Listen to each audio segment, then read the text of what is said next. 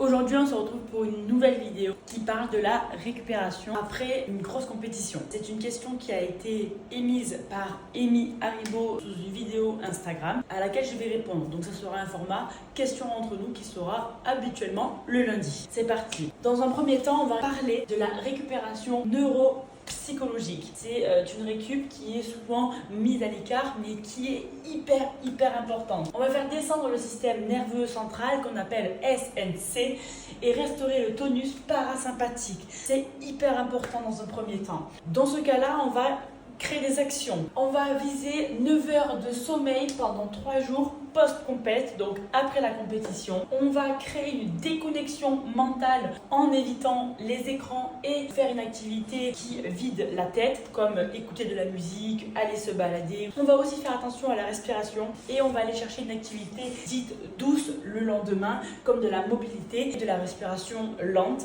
Également, on fera de l'autocompassion. Donc on fera de l'analyse objective du match ou de la compétition qui vient de se passer et on fera, ça c'est super important, un feedback avec le coach. Ça, c'est pour le grand 1. Ensuite, en grand 2, nous aurons la récupération musculaire et articulaire. Donc ça va venir sur le deuxième jour. L'objectif, ça va être de réduire l'inflammation et de favoriser la génération tissulaire et circulaire. Pour cela, on va aller faire de la marche active ou alors du vélo léger. On va surtout travailler sur les étirements doux et le travail de mobilité. Pour cela, on a plusieurs choses. On a l'automassage qui peut se faire soit avec les pistolets qu'on peut trouver sur Amazon avec plusieurs têtes pour masser différentes zones du corps, ou alors le rouleau hyper important. Il y en a plusieurs sur Decathlon, que ça soit à pic ou pas. Là, on va venir faire 10 à 15 minutes sur des zones clés. L'avantage du rouleau, c'est que vous pouvez vous-même mettre l'intensité que vous souhaitez en appuyant plus ou moins fort par rapport à votre corps sur le rouleau. C'est ça qu'on appelle ça de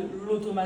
On va s'auto-masser en fonction des zones où on a mal plus que d'autres. Ensuite, chose très importante, si on peut le faire, c'est de la cryothérapie. Donc la cryothérapie, c'est simple, il y en a de deux sortes, soit en bain froid, soit l'air froid. Ça va dépendre de comment votre corps réagit le mieux. Par exemple, en bain froid, on fera plutôt bain froid, bain chaud, où on fera 1 minute de froid, 1 minute de chaud, 1 minute de froid, 1 minute de chaud, et on finira par 5 minutes de froid. Vraiment, l'important, c'est d'essayer de s'y mettre au complet pour que le corps se régénère totalement. Ou bien alors, on sera dans des sortes de cases où là, c'est de l'air frais qui va jusqu'à moins 110 degrés. Ne vous inquiétez pas. En général, les kinés vous donnent un bonnet, des gants, des chaussettes pour que les extrémités soient au chaud. Ça, on y reste à peu près 10 minutes. Vous pouvez vous prescrire des séances de kiné chez le docteur.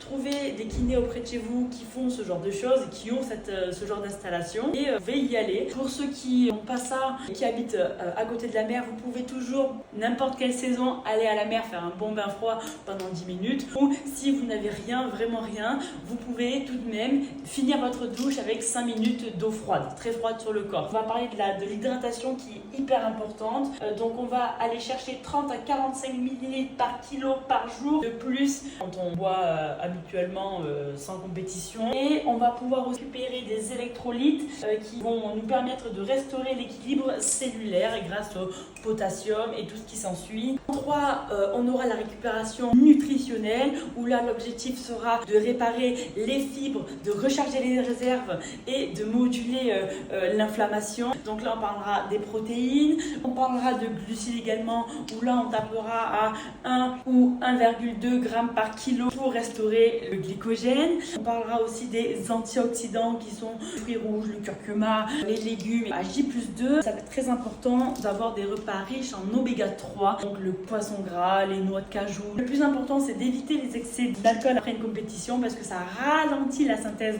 protéique de 30%. Donc voilà, j'espère Élie que j'ai répondu à ta question sur la récupération. Si d'autres personnes ont des questions sur d'autres sujets, n'hésitez pas à me les mettre en commentaire et j'y répondrai avec plaisir. Énergie, discipline et performance. Bisous et au passage, abonne-toi. Merci. And if you hear this and they're gone, then they're back.